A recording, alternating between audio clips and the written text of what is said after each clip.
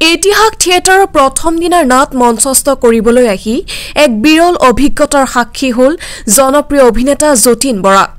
চিপাঝাৰ গণেশ কোৰিত স্বেচ্ছাসেৱী অনুষ্ঠান সমন্বয়ৰ উদ্যোগত আমন্ত্ৰণ কৰি অনা থিয়েটাৰ ইতিহাসৰ প্ৰথম দিনাৰ নাট মঞ্চস্থ কৰাৰ পূৰ্বেই এনে বিৰল অভিজ্ঞতাৰ সাক্ষী হৈ আশ্চৰ্য প্ৰকাশ কৰে শিল্পীগৰাকীৰ লগতে উপস্থিত দৰ্শকসকলেও।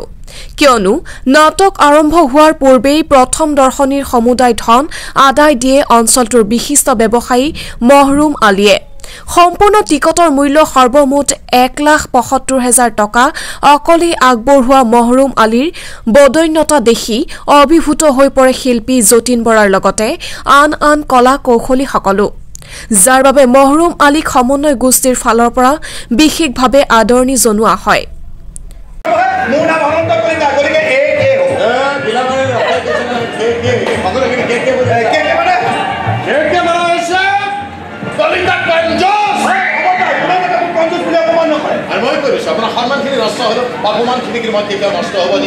মই লক্ষ্য কৰিছো ইয়াৰ যিটো একতা মানে সমন্বয় এইটো মই ভাবো বেলেগ ঠাইৰ কাৰণে এটা আদৰ্শ হৈ ৰব। বিশেষকৈ আজি ষ্টেজত মই যেতিয়া আছো সকলোকে সম্বৰ্ধনা জনাইছে যিসকল ব্যৱসায়ী তেওঁলোকে টিকেট ক্ৰয় কৰিছে। বিশেষকৈ মহৰুম দাক ধন্যবাদ জনাব লাগিব যে আজি শ্ব'টো তেওঁ যিটো ৰেট হয় সেই গোটেই পইচাটো তেওঁ ক্ৰয় কৰি আমাৰ থিয়েটাৰ কৰ্তৃপক্ষক দিব ওলাইছে। আৰু মই ভাবোঁ সেইটো পইচাটো বহুতেই ঘটে, কিন্তু কথাটো কি সমাজখনৰ প্ৰতি আমাৰ সংস্কৃতিৰ প্ৰতি তেওঁৰ যিটো দায়বদ্ধতা এইটো গোটেই থিয়েটাৰ পৰিচালনা সমিতিৰ প্ৰমুখে তেখেতকো ধন্যবাদ জনাইছোঁ। আৰু মই অত্যন্ত সুখী হৈছোঁ। মই আজি ষ্টেজত মহৰুম দাহঁত মই ধন্যবাদ জনাম বুলি ওলাইছিলোঁ, কিন্তু খুব সময় নাটনিৰ কাৰণে সেইখিনি নহ'ল। আপোনালোকৰ চেনেলৰ জৰিয়তে মই শুভেচ্ছা জনাইছোঁ মহৰুম দাৰ লগতে সমন্বয় গোষ্ঠীৰ সমূহ বিষয়ববীয়াসকলক এই ধৰণৰ প্ৰচেষ্টা যাতে অব্যাহত থাকক আৰু বেলেগ ঠাইৰ কাৰণে যাতে আদৰ্শ হৈ ৰহক তাকে কামনা কৰিছোঁ। নিশ্চয় নিশ্চয় নিশ্চয় আমি বহুত ঠাইত অসমৰ ইমূৰৰ পৰা সিমূৰলৈ থিয়েটাৰ কৰি ঘূৰি ফুৰোঁ, শ্বুটিঙত ঘূৰি ফুৰোঁ, যে এই ঠাইটোৰ সমন্বয় গোষ্ঠীৰ যিসকল বিষয়ববীয়া আছে তেওঁলোককো ধন্যবাদ জনাব লাগিব যে থিয়েটাৰ এখনৰ প্ৰথম কথা হৈছে আনিলে নহ'ব, তেওঁৰ এটা যিখিনি দায়িত্ব আছে সেই দায়িত্বখিনি ইমান সুকলমে পালন কৰিছে। আৰু পুনৰ মই মহৰুম দাক ধন্যবাদ জনাইছোঁ।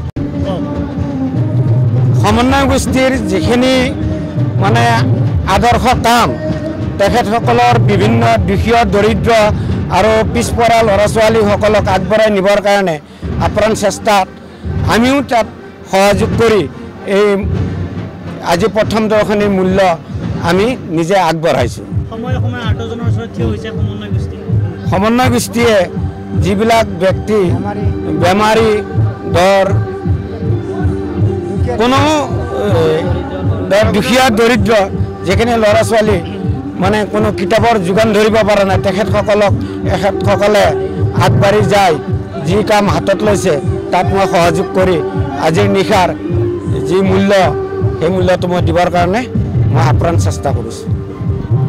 সহায় পাই তাৰ বাবে তেখেতে এই আমাক অনুদানটো আগবঢ়াইছে। তেখেতক আমি পুনৰবাৰ ধন্যবাদ জনাইছোঁ। তেখেতৰ দীৰ্ঘায়ু কামনা কৰিছোঁ, সুস্বাস্থ্য কামনা কৰিছোঁ আৰু ভৱিষ্যতেও এনেধৰণে তেখেতে সমাজৰ লগত আগবাঢ়ি যাওক, আগুৱাই যাওক তাৰে কামনা কৰিছোঁ।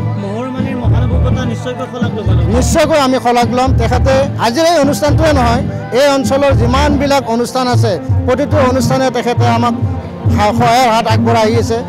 বিশেষকৈ আমাৰ গণেশগুৰিয়ে নহয়, এই চিপাঝাৰ অঞ্চল আনকি আমাৰ কামৰূপ অঞ্চলৰ দৰং কামৰূপৰ ওচৰ চুবুৰীয়া যিখিনি আমাৰ অনুষ্ঠান আছে প্ৰতিটো অনুষ্ঠানৰ লগত তেখেত জড়িত।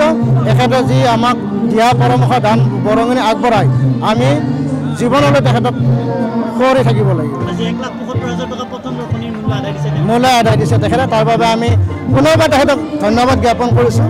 আৰু তেখেতৰ এই যিটো অনুদান এই অনুদানটো যাতে অথলে নাযায় আমি সমন্বয় গোষ্ঠীয়ে সেইটো ধাৰা অব্যাহত ৰাখিবৰ কাৰণে আমি চেষ্টা কৰিম।